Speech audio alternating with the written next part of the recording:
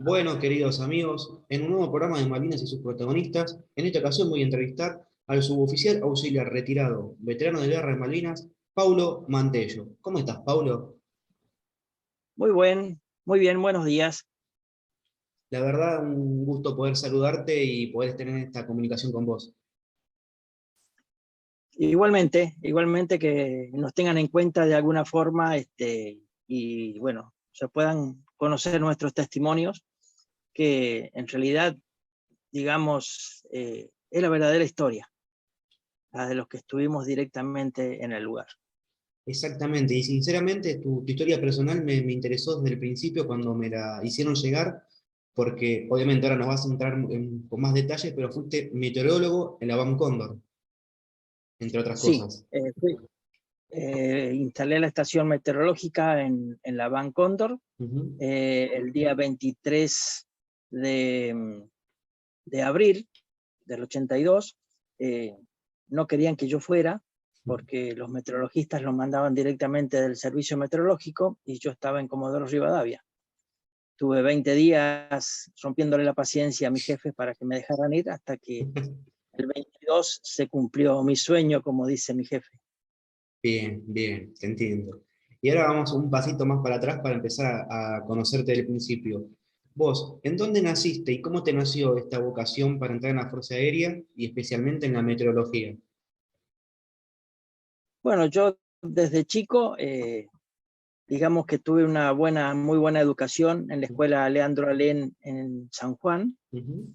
eh, donde nací, ¿no? Sí, Donde siempre me inculcaron el tema Malvinas, desde chiquito, que las Malvinas eran argentinas, y bueno, yo crecí siempre con ese sentimiento, y bueno, también crecí con el sentimiento de ser militar, y bueno, y me apasionaba mucho lo que era la meteorología. Así que gracias a Dios pude congeniar todo, mm, Fuerza Aérea, y meteorología en un solo punto, que fue estudiar meteorología en Ezeiza, en la escuela de Ezeiza, en sí. Buenos Aires. Que es la escuela de suboficiales, ¿no? En la escuela de suboficiales donde salen los profesionales que salen con título de protección al vuelo, que es torre control, meteorología. O Ah, sea, la especialidad nuestra sería protección al vuelo. La subespecialidad es observador meteorológico, los que bien, estamos en el campo directamente. bien, perfecto, bien, te entiendo. Siempre dentro de una base aérea. No solamente Ah, base aérea, porque eh, acá los meteorologistas pueden estar eh, en los aeródromos. En todos los aeródromos del país generalmente hay meteorologistas y, bueno, principalmente donde hay bases aéreas o aeropuertos, tiene que haber meteorología. perfecto, te entiendo. ¿Y en qué año te recibiste? Me recibí en el año 1976, un 3 de octubre, no, Ujú, perdón, un 4 de septiembre, ujú. a muy duras penas. Te lo cuento a vos ahora, wow, se va a enterar el mundo. Eh, yo había sufrido la pérdida de un hermano 14 días antes Ujú. y verdaderamente yo ya estaba entregado, no quería estudiar, no quería hacer nada, así que Sí. fue muy duro esos últimos 2 semanas para Ujú, poder recibirme. Y bueno, gracias a Dios lo logré a mis jefes y a mis compañeros. ujú. eh, Logré recibirme y bueno, ya acá estamos. Bien. Como uno siempre va diciendo, paso por paso, misión cumplida. Sí, así es. ¿Y tu primer destino, cuál fue? Mi primer destino fue Comodoro Rivadavia, la estación meteorológica de Comodoro Rivadavia, que acá habían dos unidades en esa oportunidad, que estaba la 9ª Brigada Aérea y Ujú. la región aérea sur. El país se dividía en 6 regiones aéreas, perdón, en 4 regiones aéreas, Sí, y eh, la región aérea sur comprendía aproximadamente desde Bahía Blanca para abajo. Y bueno, el servicio meteorológico dependía de la Fuerza Aérea en ese momento, y bueno, fui destinado a la estación meteorológica de la región aérea sur, que ahora no existe. Ah, bien, o sea La que... la región aérea sur no existe, la estación meteorológica sí existe ahora, Sí, pero digamos abierta de lo que es la Fuerza Aérea, porque ahora separaron el servicio meteorológico de la Fuerza Aérea. entiendo. O sea que en ese momento vos dependías del Servicio Meteorológico Nacional. Exactamente. Perfecto, bien. ¿Y tus primeros pasos como meteorólogo, en qué consistió? ¿Qué tareas hacías? Bueno, yo empecé en Comodoro Rivadavia, en la estación meteorológica, solamente como observador de superficie, donde hacía las observaciones meteorológicas cada una hora. La estación de Comodoro es una de las estaciones principales del país y con muy buen porcentaje, digamos, de efectividad. Y bueno, ahí se me despertó la iniciativa de después estudiar lo que es el radiosondeo, que es cuando se larga el globo con un transmisor que Ujú. va entregando los datos meteorológicos a distintas capas en la superficie. Puede llegar hasta 30.000 metros, depende del día y la calidad del globo, ¿no? Ah, mira. Después estuve, antes de ir a Malvinas, estuve como encargado de la recepción de los satélites meteorológicos, Ujú. NOAA y Meteor, y eso también se hacía en la estación meteorológica Comodoro Rivadavia. Estuve en varios lugares como meteorologista. Ujú. Al principio me decían que por qué estudiaba esa carrera, porque era muy difícil, pero verdaderamente me dio muchas satisfacciones. Sí. Estuve trabajando como meteorólogo en la ya desaparecida plataforma marina petrolera, General Mosconi.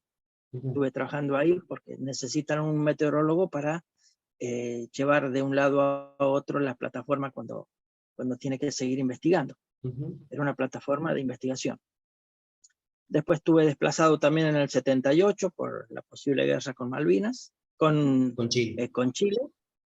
Eh, Estuve trabajando y estuve un año en la Antártida. Estuve un año en la Antártida en la base, en el destacamento naval Orcadas. Ahí mi cargo era solamente ir como radiosondeísta, pero bueno, uno de los eh, observadores meteorológicos no pudo bajar Ujú. por X motivos, y bueno, yo me tuve que hacer cargo de la parte de la meteorología de superficie y de altura. O sea que la Y verdad, después, bueno, bastante experiencia. sí, sí, sí. La meteorología me llevó a muchos lugares Y importantes. y cada una una experiencia diferente. Sí, sí, sí, sí. Todo experiencia diferente, hasta una experiencia casi me cuesta la vida cuando fui a hacer eh, un una comisión de servicio en la base Gregores, donde estando durmiendo se prendió fuego donde estaba viviendo Ujú. y bueno, casi quedo ahí. Pero no, Gracias a Dios no era mi momento. no era tu momento. Mirá, y son esas cosas que uno obviamente no pasan, suceden en el momento y no lo podés prever. Sí, sí, es. Muy bien. Y llegando a lo que fue el 82, a vos, el 2 de abril, ¿qué te sorprende ahí en Comodoro Rivadavia entonces? Estaba de turno en la estación meteorológica y bueno, días previos había venido de visita un compañero con los que habíamos compartido la experiencia de la Antártida, Ujú. Félix Picasso, fallecido actualmente. Ujú. Eh, y bueno, él era un misterio el tema de su llegada porque no quería decirme por qué había llegado ahí, pero bueno, el 2 de abril, estando de turno en meteorología, llega la noticia que se habían recuperado las islas y que justamente en el Hércules, el primer Hércules que aterriza en las islas, iba Félix. Ahí el porqué del secreto. Claro, y a partir de ahí, bueno, se decía, el meteorologista tenía que ser reemplazado cada 10 días, y bueno, ya desde el primer momento yo me ofrecí para reemplazarlo. ¿Cuántos Y había de bueno, ustedes en ese momento? en las islas estaba él solo como observador Sí. en lo que era Puerto Argentino. ¿Y ustedes en Comodoro eran varios Eh, o estabas vos solo? No, no, en Comodoro varios, Ah, personal militar y civiles, éramos bien. varios, pero personal militar éramos 2 o 3 nada más. Ah. En ese momento vos, Y, ¿qué grado y qué edad tenías? y yo tenía 24 años Sí, y, y era cabo primero. bien. ¿Y cuándo te llega a vos la noticia de poder cruzar? Bueno, nos comentaste en este momento que insististe bastante para poder cruzar. Sí, mi jefe en ese momento, el jefe de todo lo que era meteorología, tanto pronóstico como la estación meteorológica, Mario García, Sí. yo me ofrecí desde un principio para ir a reemplazar a Félix, Ujú. porque ellos, aparte de hacer meteorología, tenían que prender las balizas de la pista, así que era un trabajo bastante agotador, por eso decía, cada 10 días se tenía que reemplazar. Bueno, cuando llegaron los 10 días, voy y le digo a García, ¿voy ahora? No, no, no, mandaron a otro. A los 20 días me vuelvo a presentar, no, mandaron a otro. Y bueno, lo mandé a pasear directamente. Se acuerda Me, bien de ese me momento. imagino. Y bueno, al otro día o a los 2 días, él cae por mi lugar donde dormían los solteros en esa época y me grita, Mantelo, se realizaron sus sueños, va al frente. Oh, me Así imagino que cómo lo sentiste esa noticia. para mí Ujú, fue una alegría poder cumplir un sueño de estar en las islas. ujú, Y me dice, bueno, le pregunto dónde voy a ir, me dice, mañana a la mañana, preséntese en el depósito y en armamento que va a ir solo a instalar una estación meteorológica en la mitad de la isla. Así que fui, me busqué una carpa, me busqué equipamiento, en la estación meteorológica me prepararon todo el equipamiento para armar una estación meteorológica de campaña ujú. y a mediodía nos juntamos en el aeropuerto, donde me estaba esperando un Hércules para trasladarme a la isla. Y ese Cuando, material que te prepararon, ¿en qué consistía? O sea, ¿cómo armas vos una estación meteorológica? y principalmente tenés que llevar las claves, porque tenés que codificar todo lo que eh, has leído, o Ujú, sea, lo que has leído en el termómetro, lo que has leído, las conversiones que has hecho con los termómetros, la dirección, la intensidad del viento, para eso llevas una veleta pendular, sí. que tenés que, bueno, tiene sus cositas para poder instalarla como debe ser, eh, y lleve los termómetros de máxima, de mínima, en temperatura Fahrenheit, Ujú, y llevé un barómetro digital que recién llegaba al país, ujú. que con eso, bueno, me estuve defendiendo ya, tenía que calibrarlo a la altura de la pista, porque estábamos más o menos unos 20 metros de diferencia de altura con la pista, Sí. perdón, con el nivel del mar, Del nivel de mar. así que había que llegar y calibrar todo y instalar la estación. Lo curioso, va, para muchos será curioso, pero hasta que no estuviera armada la estación meteorológica, no se podía armar, no podían llegar los aviones. Mira, te No entiendo. hemos salteado un pedacito, A ver. porque llego en el Hércules a Puerto Argentino Sí. y ahí me mandan a unos galpones donde estaba el grupo de operaciones especiales de la Fuerza Aérea, Ujú. donde me trasladan en un helicóptero al medio de la isla, como me habían dicho.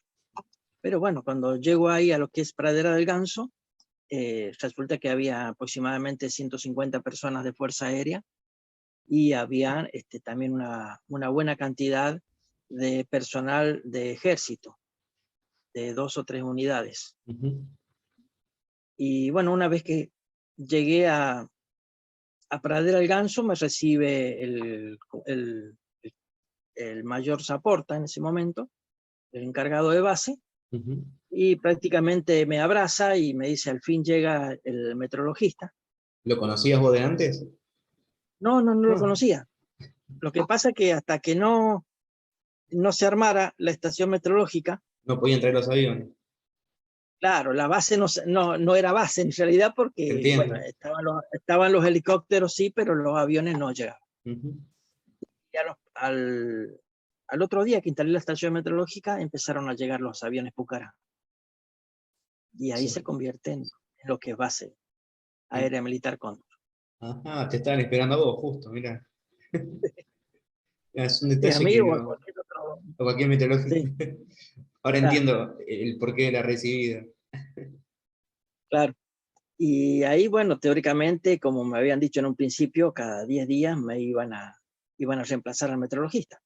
Y por lo visto nunca Y pasó, ¿no?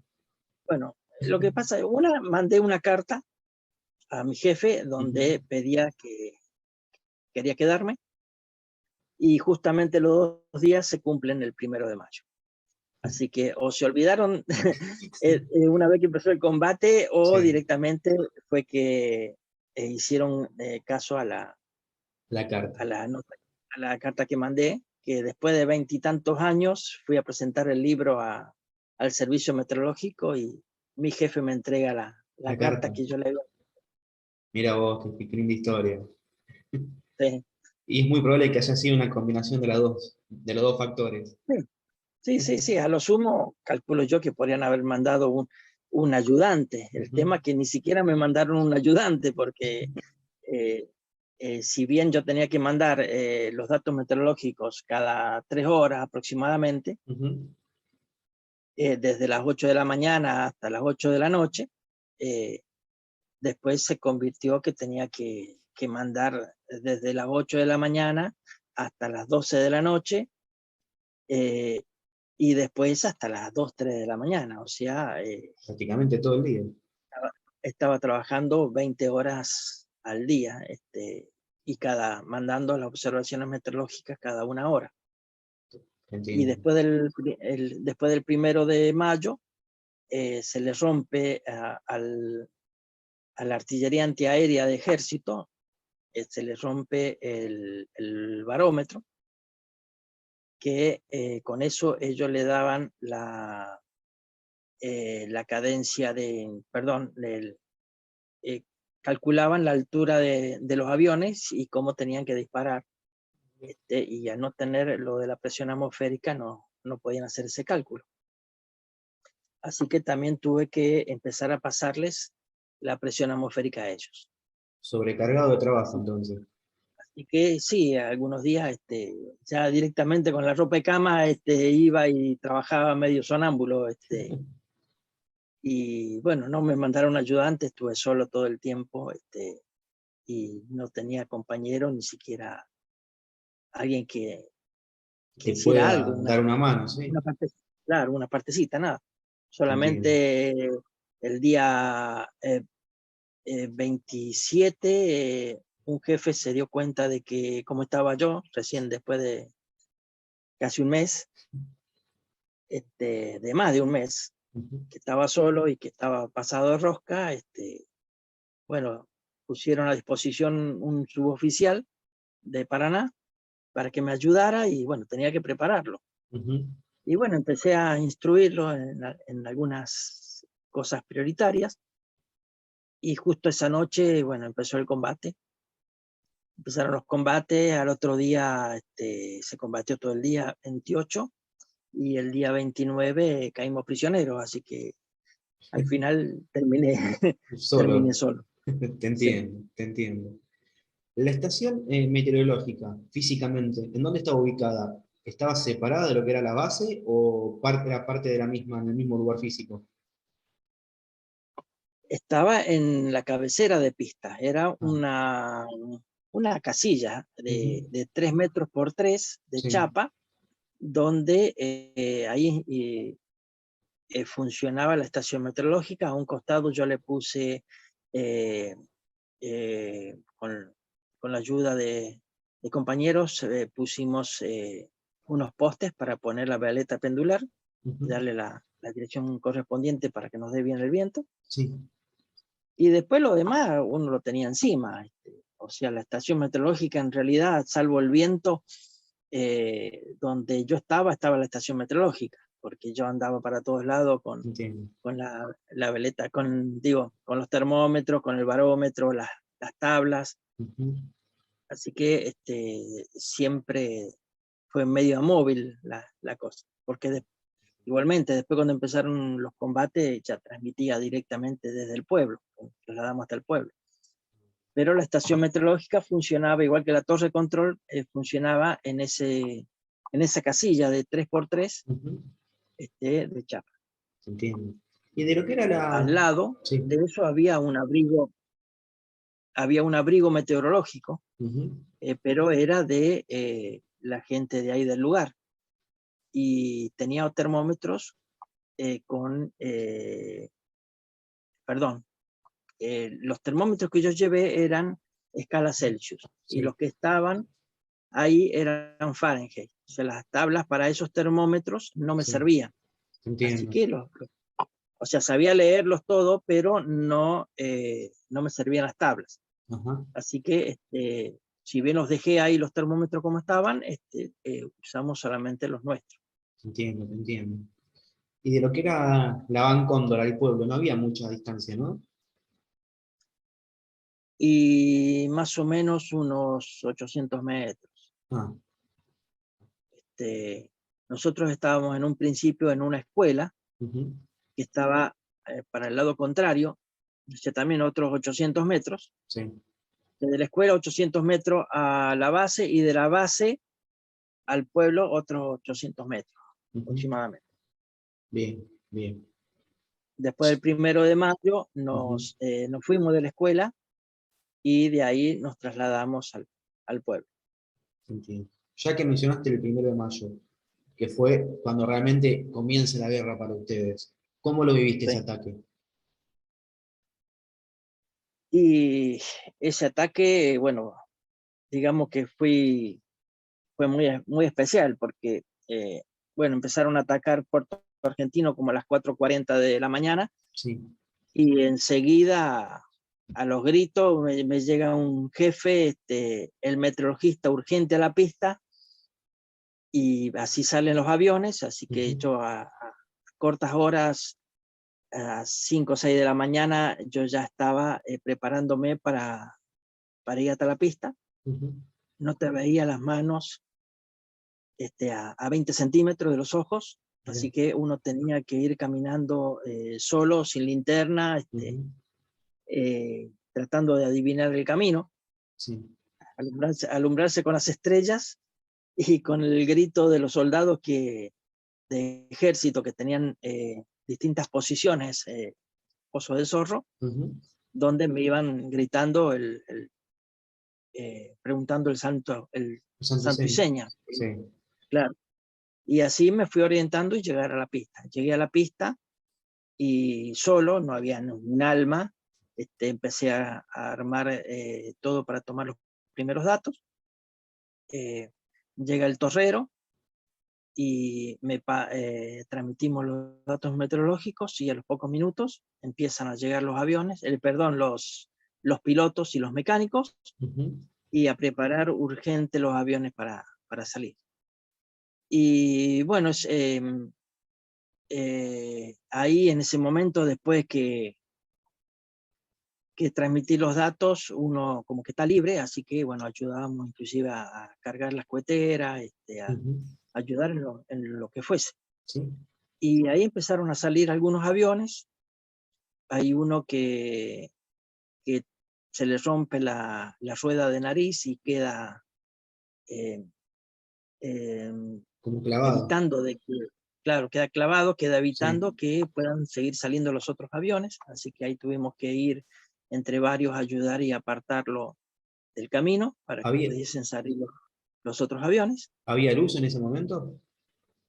Estaba empezando a amanecer, sí. Ah, Y bueno, en otro momento estaban varios mecánicos ayudando en otro avión ujú, para ponerlo en marcha, y en eso yo ya estaba en la estación, ahí en la casilla. En ese momento gritan cubierta completa, empieza a sonar bueno, ya estábamos en alarma roja, sí. la alerta roja, porque en cualquier momento nos atacaban. Ujú.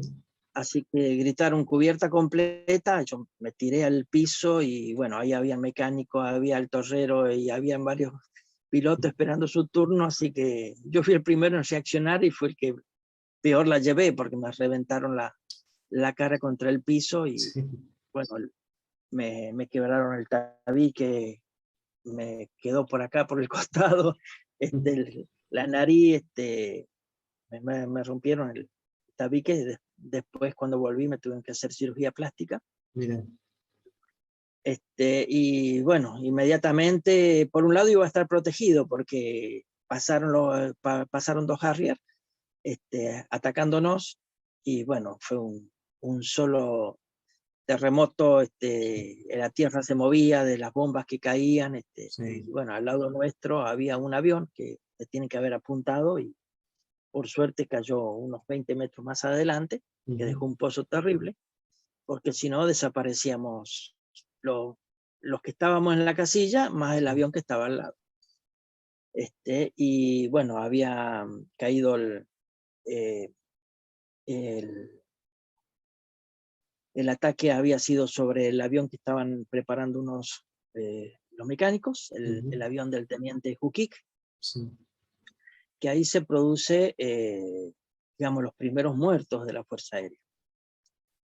Había mucho celo por la gente de la Fuerza Aérea, por sus aviones, por sus pilotos, y por su trabajo, porque ahí no era necesario que estuvieran tantas, pero como que querían que se hicieran bien las cosas, estaban todos atentos, y eso produjo de que muriera mucha gente en el ataque, y minutos después Sí.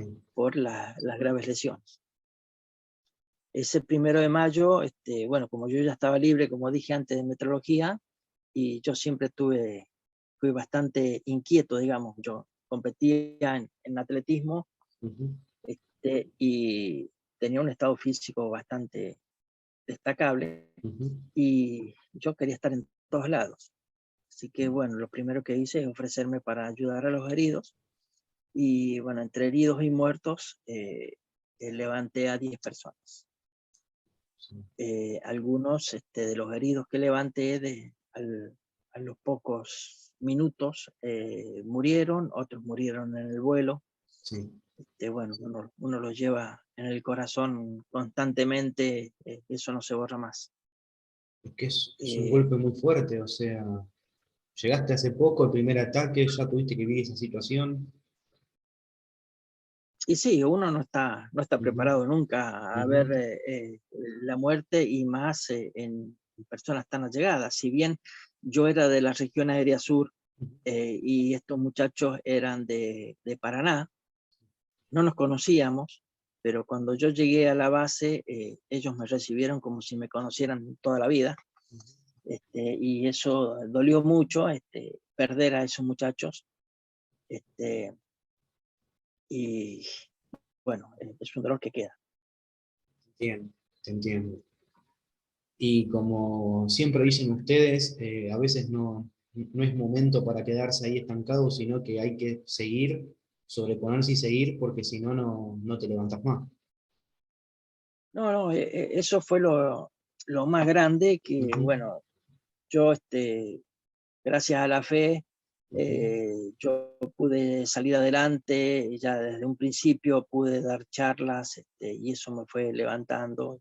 Sí. Y bueno, más adelante llegué a la publicación de mi libro en el año 2002, que eso me dio muchas satisfacciones, Y una de las promesas que yo tenía era volver a la base de Reconquista para ver a mis compañeros, y bueno, Sí. Y lo lo lograste. pude, lo pude cumplir. O Y sea que, algunos, sí, a través de las presentaciones del libro, muchos, después de 20, 30 años, se dieron cuenta quién los había auxiliado en ese momento, porque era un vacío que ellos tenían en su vida, ¿no? Saber sí, quién fue los el que los ayudó. rescató. Sí, O sea, es como que cerraste un círculo con eso, una historia. sí, sí, sí. Igual que, bueno, en San Juan, yo, como te decía, soy sanjuanino, Ujú, y bueno, cuando pasa lo el ataque al avión de Juquic, ujú. el avión se incendia, bueno, sacamos a todos los heridos, los fallecidos, y había una situación donde vuelvo al avión y habían varios que no querían acercarse a un lugar, y, y bueno, veo qué es lo que pasaba, y había un suboficial en posición cuclillas, tapándose la cabeza. Ujú,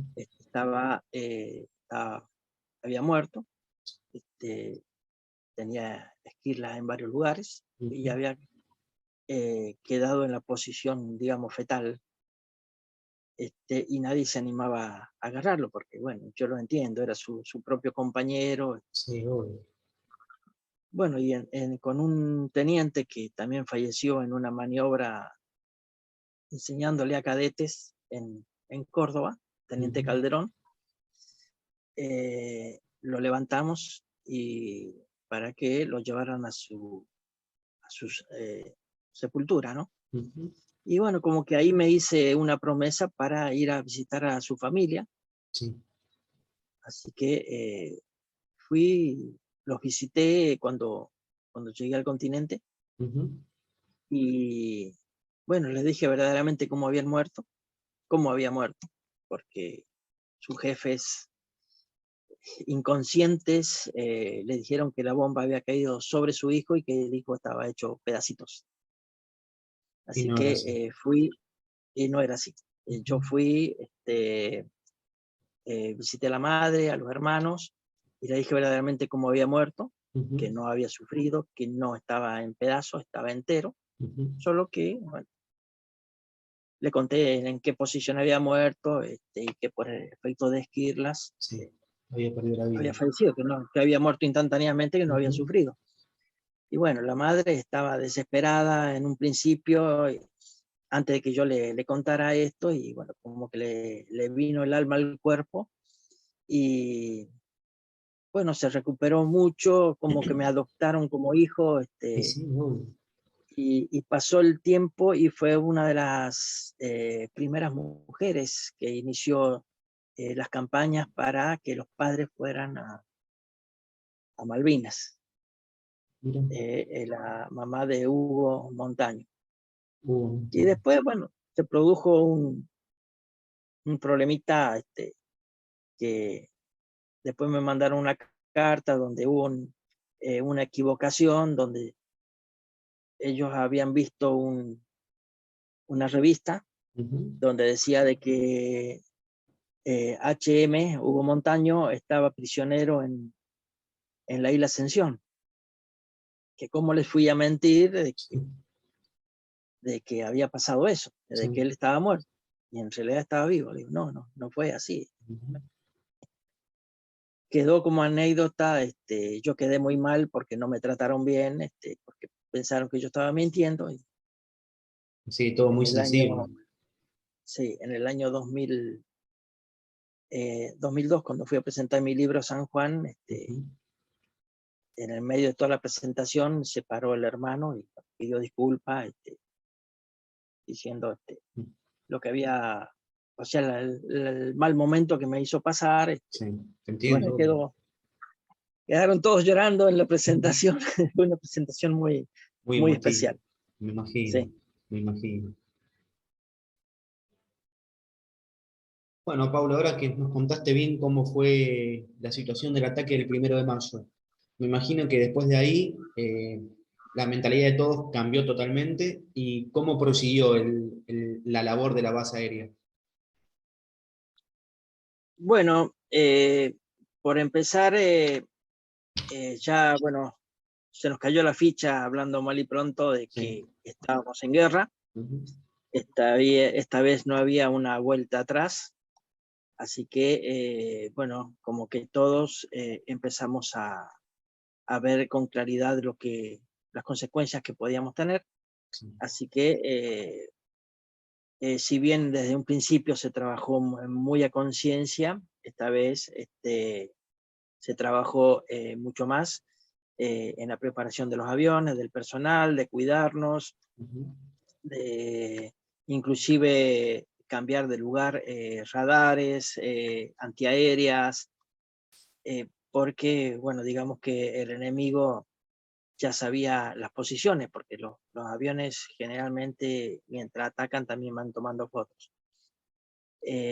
Así que se procedió a hacer un cambio rotundo de todo lo armado en la base. Sí. Eh, la gente se trasladó al pueblo, donde el ejército fue tomando algunos lugares y al personal de Pradera del Ganso, o sea, del pueblito de Pradera del Ganso, Ujú. los encerró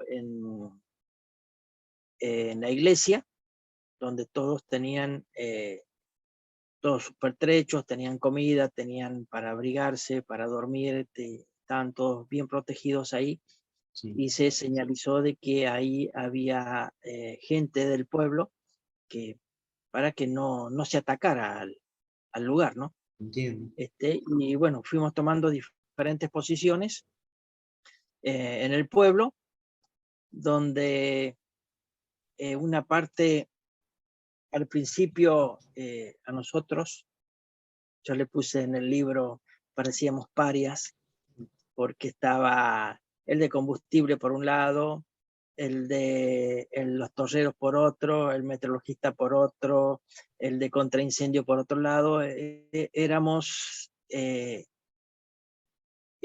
especialidades que casi no teníamos un jefe, nos manejábamos por nuestra cuenta, nadie se preocupaba por nosotros tampoco, así que andábamos de un lado para otro tratando de buscarnos nuestros propios lugares. Entiendo. Hasta que, porque la gente de tropa se manejaba todo al unísono, la gente de, de lo que era Reconquista, los mecánicos, los de armamento, toda la gente de Reconquista también se manejaban todos en conjunto.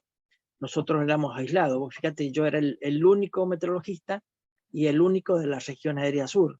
Ujú. O sea, no tenía a quién, si bien sabía quién era mi jefe ahí, pero como que a nosotros nos tenían liberados. Entiendo, entiendo. Así que nosotros tuvimos que ir a buscar una posición en el pueblo, buscamos una, nos echaban, nos íbamos a otra, nos echaban, hasta que, bueno, terminamos en un lugar que era, digamos, La Gamela, un gran complejo habitacional Ujú. de los solteros. Así que ahí pudimos recién tener un lugar cálido para poder dormir, para poder comer. Eh, Se nos hizo difícil esa parte.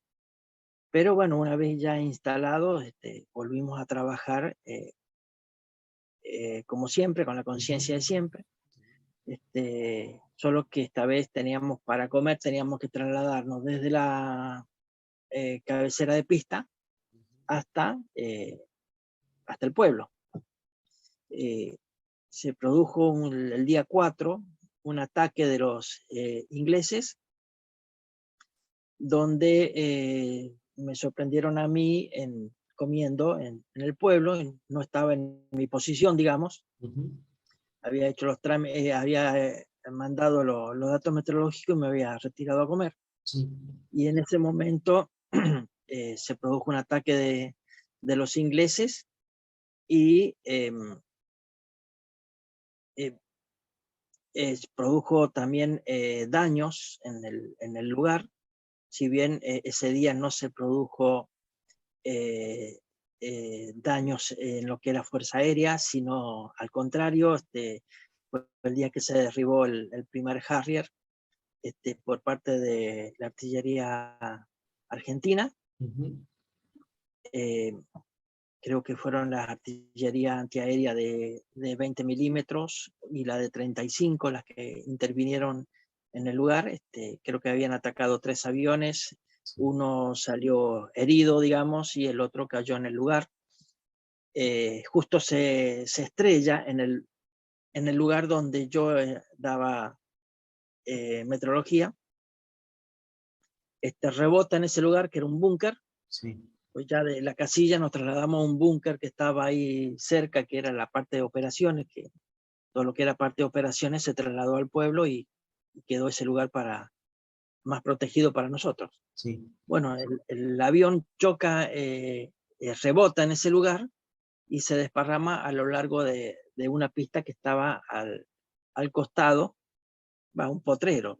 Los Pucará aterrizaban y despegaban desde un potrero.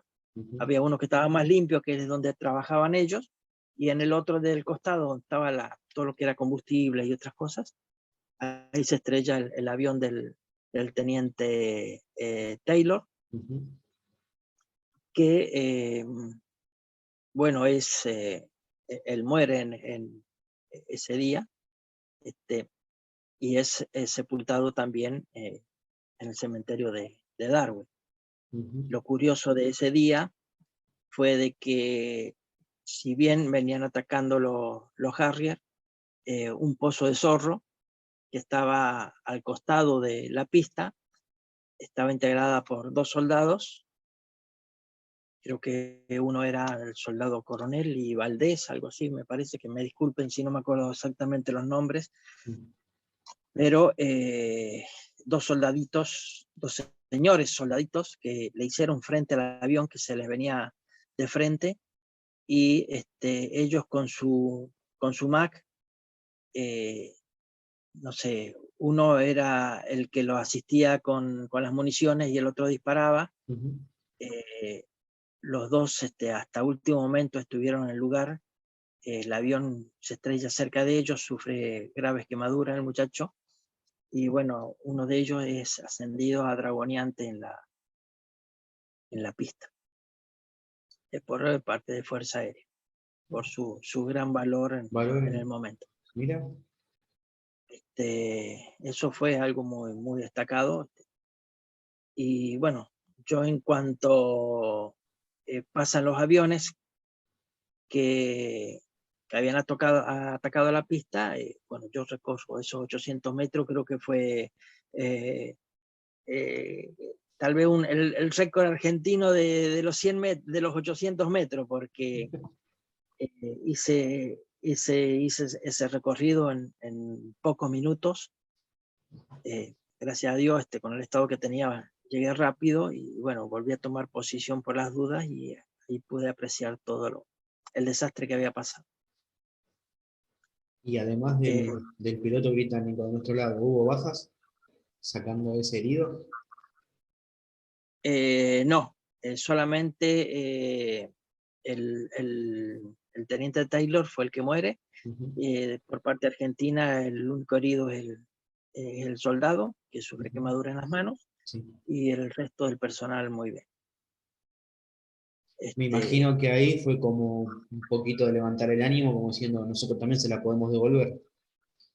Claro, claro. Lo que pasa es que esta vez, bueno, no nos agarraron de sorpresa como la vez anterior, porque la vez anterior, según se comentaba, los aviones fueron guiados como por su casa, por los mismos habitantes de Malvinas. Fueron guiados por equipos de radio y ellos entraron bien confiados por un corredor que no estaba vigilado, y ahí nos tomaron por sorpresa. Ya el 4 no fue así. Claro, el 4, bueno, ese avión dejó desparramado muchas granadas beluga. Es una munición, o sea, que está prohibida por la Convención de Ginebra, que se comentaba, porque lo que más destruye es al personal y no tanto a las máquinas. O sea, granadas antipersonales muy dañinas. Eso quedó sembrado el lugar, muchas sin explotar, así que había que tener mucho cuidado. Después del día 4, bueno, pasó uno de los jeeps con el personal nuestro de comunicaciones, y bueno, pisaron una de esas granadas sin querer, y bueno, por suerte se rompió el vehículo, y no el personal que estaba arriba. Y en otra posición, en otro momento, también habían pozos por todos lados, habían quedado, y trasladando un hover. El hover es como una batería gigante que le da arranque a los aviones. Venían con un tractor llevando uno de esos, y cayó en un pozo. Y en el movimiento, uno de los que conducía el tractor que llevaba eso, cae debajo, y ahí, bueno, tuvimos que, ahí, como fue cerca de la parte del búnker, fuimos unos cuantos a rescatarlo, y bueno, ahí se produce mi primera lesión seria, digamos, que es en la columna, donde tuve hernia de disco, porque el hover es una batería que pesa como 3.000 kilos. Y habremos sido entre 10 más o menos los que fuimos a levantarlo, y bueno, 3.000 kilos entre 10 también seguía siendo mucho. Muy Pero pesado, logramos rescatar al compañero de Reconquista, y gracias a Dios todavía lo tenemos entre nosotros. Bueno, bien. Son esas decisiones en segundos que salvan una vida, ¿es así? Y sí, en la guerra, bueno, uno no tiene experiencia, ¿no? Pero lo que te salva tal vez es poder reaccionar instantáneamente, porque te demoraste un minuto y bueno, te costó la vida o te costó un miembro, vaya a saber. Ahí no tenés tiempo de tener miedo, digamos, porque desgraciadamente estábamos en guerra, tu vida estaba en peligro, y bueno, digamos que es lo que uno piensa, ¿no? De que uno tiene que tener la mente en blanco y estar solamente concentrado en lo que estás haciendo en el momento. Te entiendo, Pablo. Y estos días posteriores de mayo, hasta llegar a la noche del 27, que fue el ataque, ¿tuviste alguna otra anécdota que te acuerdes, una situación en especial? Sí, anécdotas tengo unas cuantas. No sé si tuviste tiempo de leer el libro. En una oportunidad pasó un Hércules,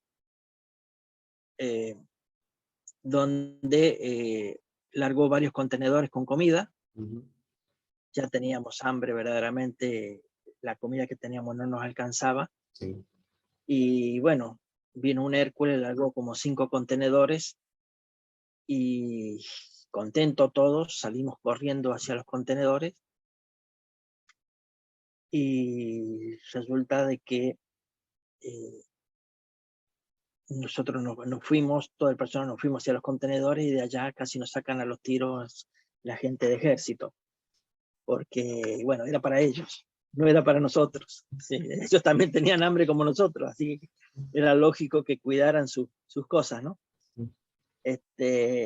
Y bueno, cabizbajos y meditabundos, como es el dicho, volvimos a nuestro lugar de trabajo, y en el camino, donde había rebotado un container en el piso, alcanzamos a ver una horma de queso y una lata de dulce de batata. Así se Literal, llama así se llama el capítulo del libro. Un literalmente capítulo, cayó del cielo. sí, sí, Así que apresurados con mi compañero de aventuras, Hugo Pedroso, que era el torrero de control, ocultamos entre nuestras ropas estas dos cosas, y nos fuimos a nuestro lugar de trabajo y después lo llevamos al lugar donde dormíamos. Que eso, bueno, después lo íbamos racionando y compartiendo con toda la gente que estaba alrededor nuestro. Y bueno, pensar de que eso es lo primero que nos lleva después en un futuro, contando, qué sé yo, unos 5 o 6 años atrás, a ser testigo clave del juicio de violación de los derechos humanos en Malvinas. Que me tocó estar allá. Bueno, pudimos saciar nuestra hambre. Ejército tuvo sus contenedores, comidas hasta el techo tenían en sus galpones. Y nosotros, bueno, teníamos un oficial que le decíamos, algunos le decíamos el hombre del rifle, porque salía con un 22 a cazar a butardas. El mayor Navarro, que era uno de los jefes del escuadrón Pucará, él salía con un 22 a cazar a butardas, que es el ganso salvaje, para que pudiéramos comer. Y bueno, así se transcurrieron los días, alguna que otra torta frita aparecía, algún cordero que se lograba comprar a los kelper para comer.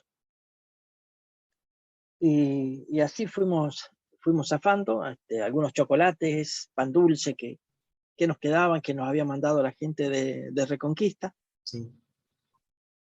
Así fueron transcurriendo los días, yo seguía trabajando 20 horas por día más o menos.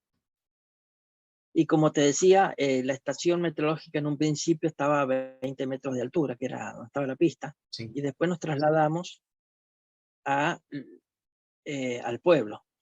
En el pueblo se instaló la artillería antiaérea de 35 milímetros, que estaba prácticamente a la altura del nivel del mar. Sí.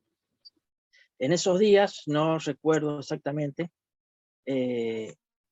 habían atacado en San Carlos aviones nuestros y por equivocación de los pilotos hicieron su escape por encima de nuestra base. Y bueno, la orden era a todo pájaro que volaba se le tenía que disparar. Sí. Y bueno, pasó un avión, un A4 nuestro, del teniente Gavassi, Sí. y nuestra propia artillería lo derriba. Fue en esos días que se produce la rotura del aparato de presión atmosférica de la artillería antiaérea, y paso yo a pasarles la presión atmosférica. Aproximadamente sobre el día 20, más o menos, se produce una situación muy parecida a la del teniente Gavassi. Pasan aviones nuestros por encima de nuestra base después de atacar en San Carlos, que estaban desembarcando, y se le dispara a uno de nuestros aviones 108 cañonazos en 14 segundos. En el libro figura como 108 cañonazos y un milagro, porque se le dispararon 108 cañonazos en 14 segundos, dicho por la misma gente de ejército, Sí. y no le pegaron ningún disparo. Eso fue por un error mío, que como yo tenía calibrado mis instrumentos a la altura de la pista, y le pasé la presión a ellos que estaban mucho más abajo, los proyectiles no llegaron a la altura que tenían que llegar, y es por eso que el avión se salva. Por un error mío se produce el milagro del piloto que se salva. Es Gracias a increíble. Dios pasaron 3 aviones nuestros por encima y no le pegaron a ninguno. Después a mí me subieron, me bajaron, me dijeron de todo, porque, bueno, si hubiese sido los Harrier, no hubiesen hecho un desastre, ¿no? Entiendo. Pero bueno, son situaciones que pasan en una guerra. Una guerra. Y obviamente Y uno bueno, va aprendiendo de esos errores. claro. Y bueno, después uno tuvo que estar calibrando constantemente el aparato según donde uno estuviera para Ujú. que Sea efectivo. la presión atmosférica estuviese bien. Es increíble cómo un detalle físico puede afectar tanto la balística. Sí, sí, sí. Por eso una de las cosas que yo siempre quise destacar en todas mis charlas, en el libro, fue la importancia de la meteorología en la guerra. De cálculo meteorológico. Nuestros aviones que salían del continente Ujú. no tenían la seguridad que se van a encontrar en las islas. Fíjate, si no estuviese el meteorologista, no hubiesen tenido datos de que el lugar estaba con nubes o sin nubes, la Sí. dirección del viento, qué visibilidad tenían, porque a veces los aviones salían con el combustible justo para salir, atacar y volver, y si llegaban allá y no tenían visibilidad, no sabían nada de meteorología, iban a estar perdiendo tiempo buscando su objetivo y tal vez caían al agua, Entiendo, sí, porque sí. no les iba a dar el tiempo combustible para volver. Para poder volver, sí, sí. Igualmente que el tema de la visibilidad para poder ir a atacar y no tragarse un cerro. En una oportunidad sí hubo, bueno, en todo el lío que fue el tema de los ataques, la Ujú. guerra, a veces se mezclaban muchas cosas y bueno, había lugares donde no tenían pleno conocimiento de lo que era la meteorología porque no les llegaba la información y bueno, uno de nuestros pilotos se estrelló contra el cerro Sí. porque no alcanzó a tener noticia de qué había detrás de esa nube, ¿no? El teniente Si Jiménez. había visibilidad o la altura de la nube, haber Exacto. conocido la altura de la nube. Sí, el teniente Jiménez de Pucará. El teniente Jiménez de Pucará, sí, señor. Sí. Y también me enteré después de que, bueno, los ingleses tienen que haber tenido su meteorología, pero Uh, ellos sufrieron más el tema de la meteorología que nosotros. Tuvieron más problemas, bajas por el tema de no tener datos más precisos de la meteorología. Mira, pudiste llegar a esa conclusión, mira, no, no sabía. Sí, es información que uno se ha ido enterando a A lo través largo de, de. bueno, de leer libros Sí. y de hacer presentaciones. Uno se va enterando de todas Ujú. estas cosas. Entiendo.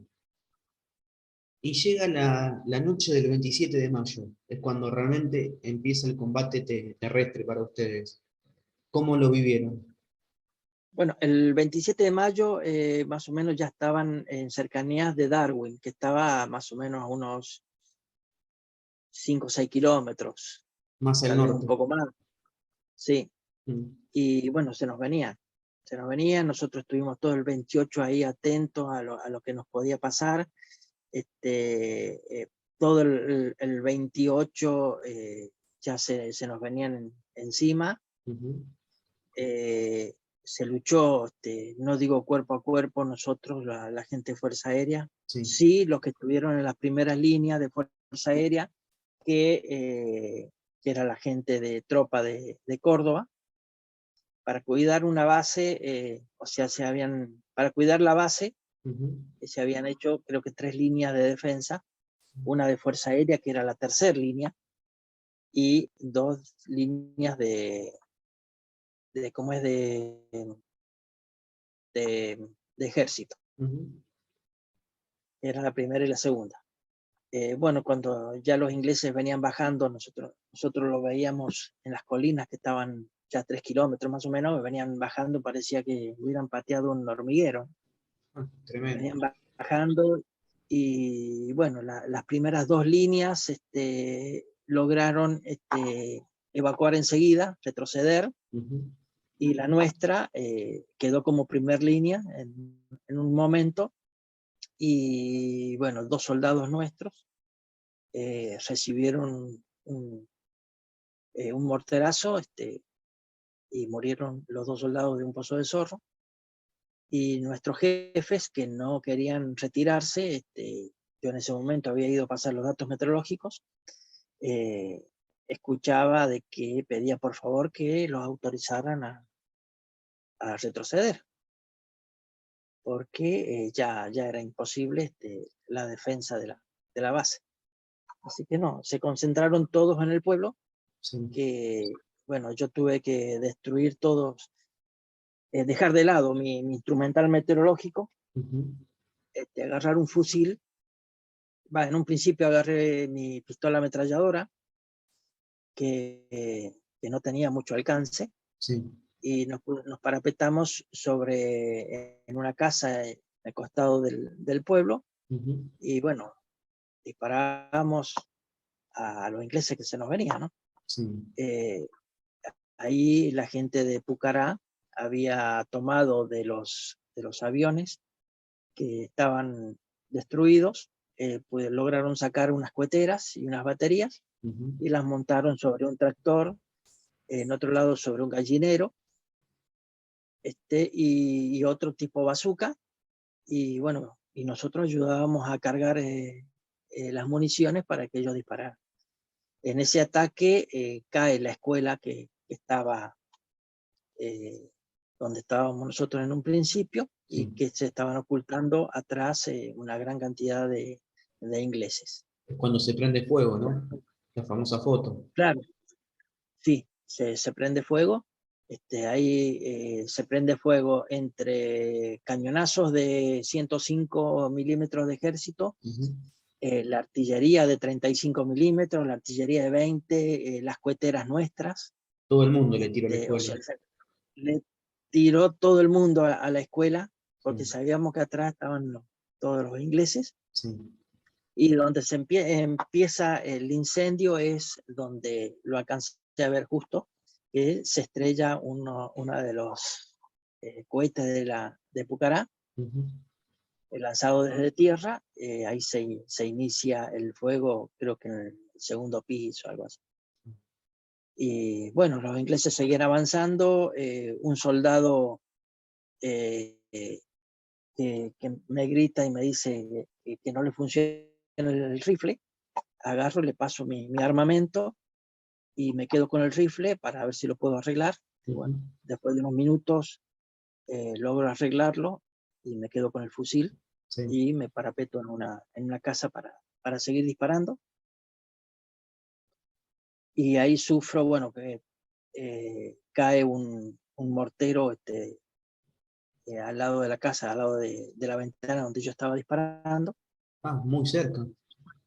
Claro, con la intención de darle a una ametralladora de 12.7 que le habíamos sacado a los Pucará, la Sí. habíamos montado también en la costa. Los ingleses buscaban dispararle dar de baja a ese armamento, y bueno, nosotros estábamos al lado, y bueno, uno de los morteros, una de las esquirlas se estrella eh, eh, en el vidrio, y me da a mí, o sea, todos los vidrios me dan en la cara, me lastima toda la cara, y me termina una munición, me termina detrás de la oreja. Ahí quedo herido, Sí. no de gravedad. Bueno, una vez que se calma un poco todo, voy y pido permiso a un jefe para, para ir a sanidad. Me autoriza, en ese momento era el mayor Tomba, me autoriza ir a sanidad. En sanidad también con eh, todo lo revuelto que estaban desesperados ahí con los heridos, con un montón de cosas. Bueno, digamos que mucha bolilla no me dieron, así que salí con con la cabeza con sangre, y cuando voy a mi posición, diviso un Harrier que venía hacia nosotros, y le pego el grito al mayor Tomba que viene un avión, y me dice, dispárele. Yo me paré de frente al avión, y no sé, creo que me congelé porque Sí. salieron los 20 disparos de mi cargador hacia el Pucará, que tiene que haber pasado a 20 metros mío, y no sé en qué momento pasó.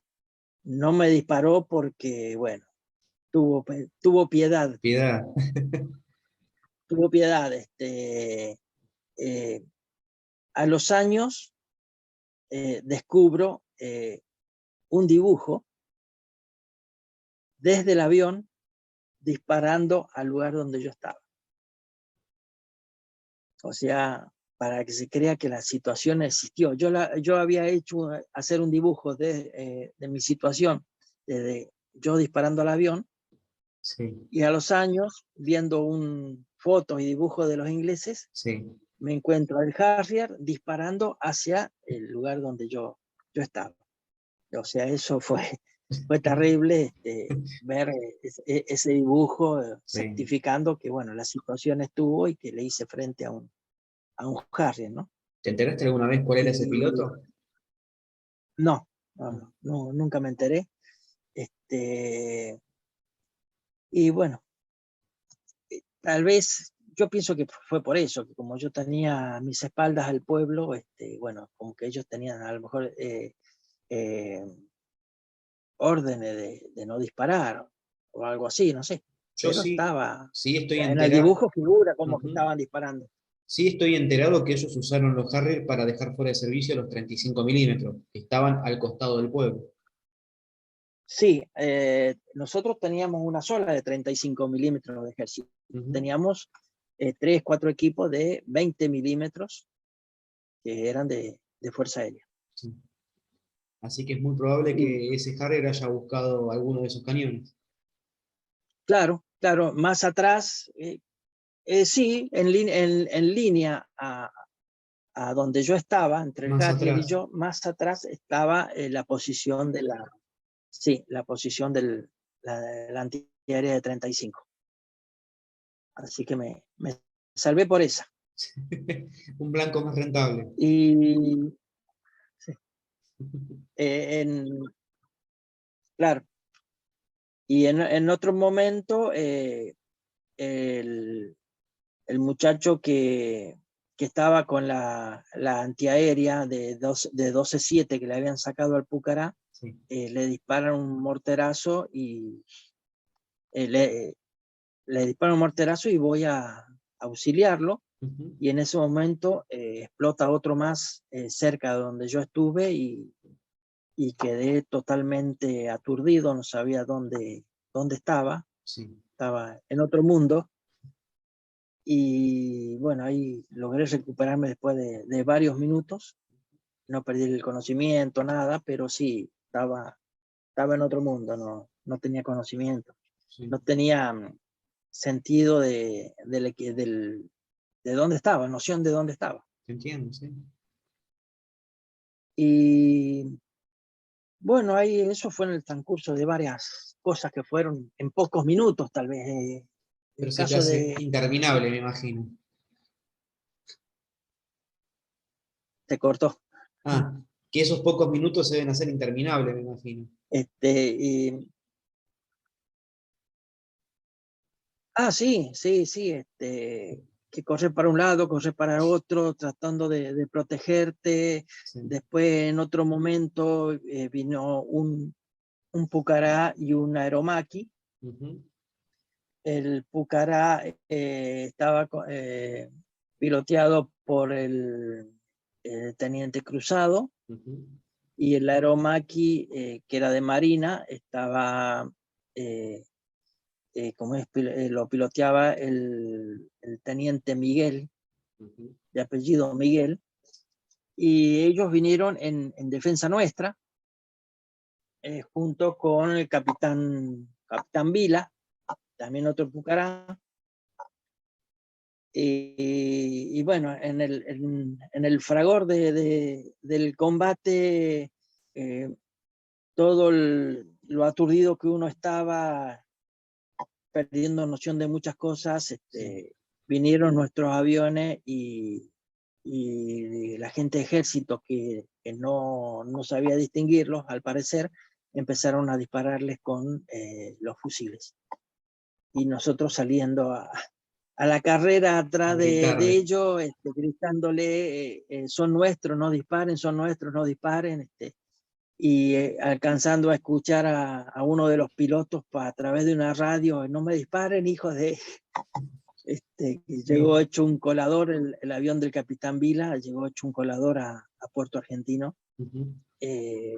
El teniente Cruzado es derribado y tomado prisionero, porque fue alcanzado también por un misil de los ingleses. Y el Aeromaqui también alcanzado por un misil de los ingleses.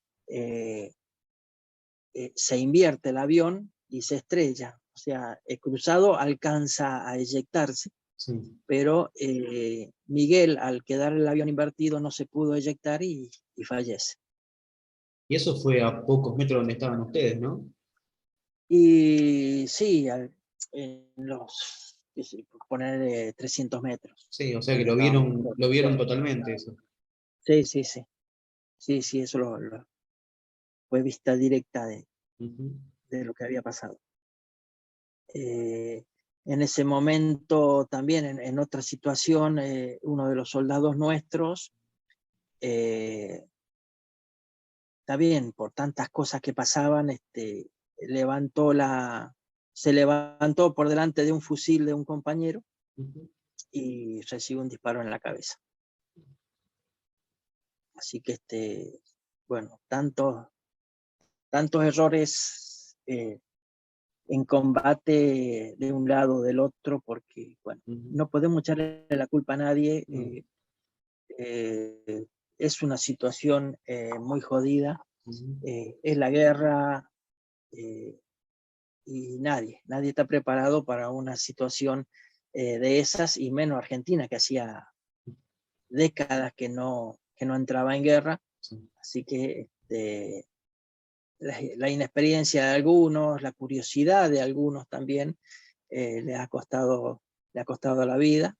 Lo que sí voy a decirlo siempre, nuestros soldados no son chicos de la guerra, como anduvieron diciendo por ahí. Son verdaderos hombres, porque a pesar de su juventud dieron todo, y más. En muchos casos dieron mucho más que gente preparada. Así que hay que sacarse el sombrero por esos soldados que dieron más allá de su vida, y los ejemplos que dieron, que son dignos de ser recordados. Perfecto. Es una muy buena aclaración para que los tengamos presentes. Sí, sí, hay una película en especial de que le hace mucho daño a los soldados de Malvinas, que es la película Iluminados por el Fuego.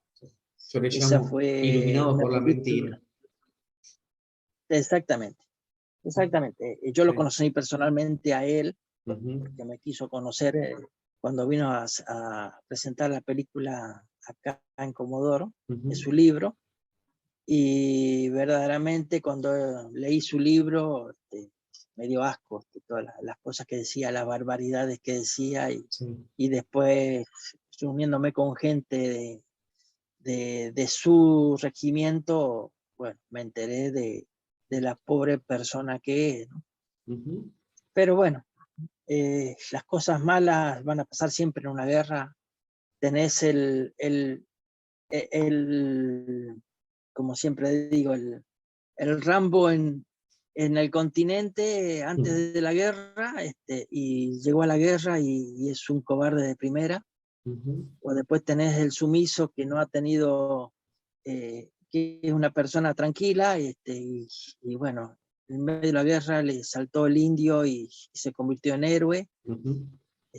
O sea, la miseria humana, el hambre, el miedo, te Sale, cambia, en una sale guerra todo a te cambia, flote. sale todo a flote. Ujú. Así que, bueno, doy gracias a Dios que estoy contando Ujú. y, bueno, tratando de hacer honor a toda esa gente que trabajó muy bien. Hay gente que no estuvo a la altura, pero más vale perderla. Mm. Hubieron muchas injusticias con el tema de los juicios que se hicieron, Ujú. de los cuales el 80% es mentira, porque yo estuve presente en un juicio de esos, Sí. porque tenía que testimoniar si era cierto o no lo que decía el libro. Ujú. Y bueno, sí, no voy a ir a decir de que mi libro está mintiendo, así que me llamaron de Río Grande a testimoniar por una causa que se llevaba contra gente de ejército. Y sí, lo que yo vi y viví está en el libro, y es Ujú. cierto. Te entiendo un poco. Porque ahí, bueno, fallecieron soldados en situaciones irregulares y no murieron por la bala del enemigo, ni por la bala del compañero, ni nada, murieron por otras circunstancias que, bueno, son cosas de la guerra. Son cosas de la guerra. Nosotros el 29 terminamos prisioneros, Ujú. se luchó todo el día 28. El día 29 en la madrugada como que hubo un cese de fuego. Yo estaba otra vez con el teniente Calderón y con Jiménez. Ujú. No, con Jiménez no, con el teniente Calderón estuve en el Pozo de Zorro, Sí. donde se da la orden de cese el fuego y que, bueno, se había rendido Argentina y que, bueno, que teníamos que ir a buscar todas nuestras pertenencias y dirigirnos a un galpón que íbamos a quedar ahí prisioneros. Yo tuve que agarrar todo mi instrumental meteorológico, destruirlo todo, Ujú. no le dejé ni un mísero termómetro, Sí. tener que partir con un hacha ese barómetro digital que era una joyita, me partió el alma, pero bueno, tenía que destruir todo. Eh, y el armamento también, o sea, así como lo destruyó mi armamento, se destruyeron todos los armamentos, se tiraron las municiones al mar. Bueno, nos dieron la libertad para hacer todas esas cosas. Ujú. Después de ahí nos llevaron a un galpón de ovejas, donde estuvimos 4 días prisioneros, y digamos que tuve la suerte de ser uno de los primeros que sacaron de ese galpón y nos llevaron directamente al buque Norland Hull. Ah, bien. Y ahí, bueno, no, nos hicieron bañar, y nos metieron en camarotes. Y te digo que tuve suerte porque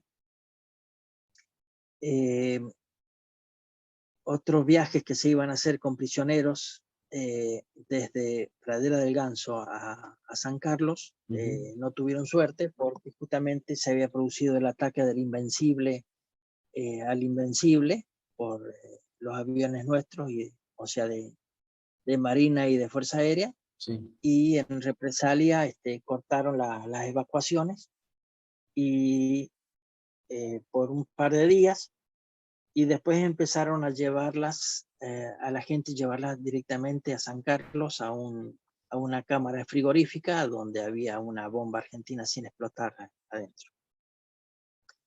Pero bueno, una vez en el buque nosotros, o sea, el buque por la noche entraba a San Carlos, Ujú. de día salía, así estuvo varios días, hasta que se tuvo la seguridad de que caía Puerto Argentino y el buque salió directamente eh, a Montevideo a entregar a los prisioneros a la autoridad argentina. Y, Nosotros sí, estuvimos más o menos 13 días. 13 Habremos días. estado 9 días más o menos en el avión, en el barco, Sí. 4 días y prisionero. 4 días habremos tardado desde las islas hasta Montevideo. ¿Y cómo fue el trato con los ingleses en ese momento, siendo prisionero? No, bien, no nos molestaban, eso sí, nos daban de comer con el horario inglés, digamos. Eh, eh, Teníamos un almuerzo como a las 4 de la mañana, que era un potaje, decían ellos, que no se sabía qué era, con un café amargo, Sí. una tacita de café amargo y nada más. Y más o menos a las 10 de la mañana otra vez, que sería la cena. Eso nos tuvieron varios días así hasta que sube la Cruz Roja. Y la Cruz, bueno, nos aumentaron la dieta a un paquetito de 4 galletitas que la distribuíamos durante el día, o sea, una galletita cada tantas horas. Por lo menos nos habían dejado pasar el equipo de mate y en los camarotes había agua caliente. Ah, mirá, un lujo. Así que mientras duró la hierba, estuvimos bien. A veces nos abrían los camarotes los soldados ingleses para que charláramos en los pasillos, porque era un buque de pasajeros, Sí. y entre el inglés de ellos y el poco español de ellos y el poco inglés nuestro, bueno, se entendía de que viva Maradona, lo que decían los ingleses, y la Thatcher y Galtieri eran dos locos. Ah, Eso es mira. lo único que se podía decir. Y que ellos estaban muy cansados también de la guerra, porque venían de otros combates en otros lugares. Así. Mira, Este, qué anécdota, ¿eh?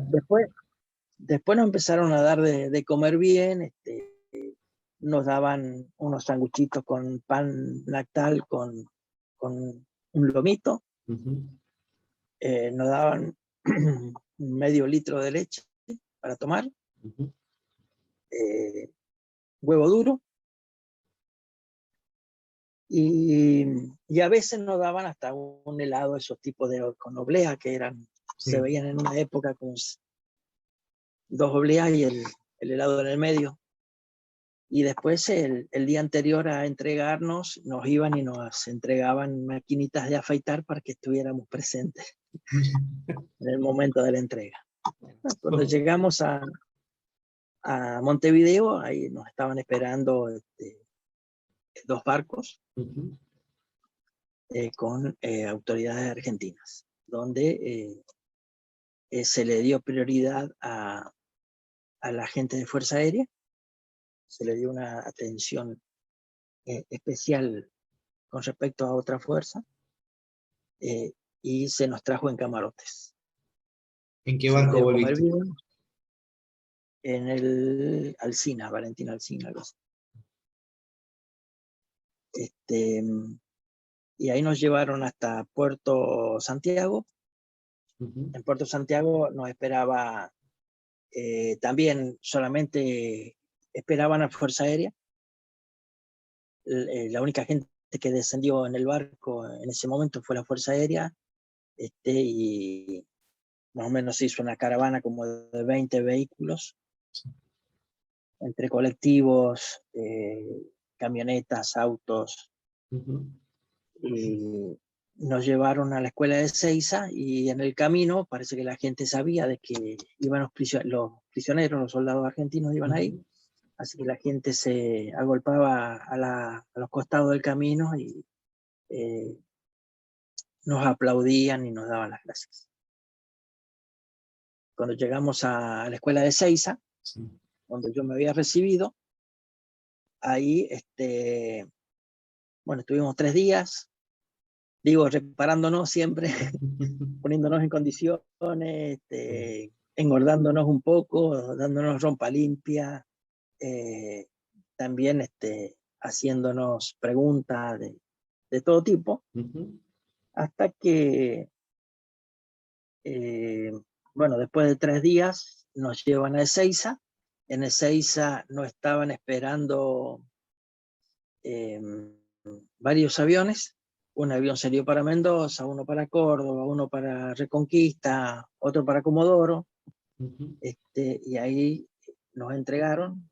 Lo triste fue subir al avión Sí. y la gente nos miraba como si nada, como si no existiera,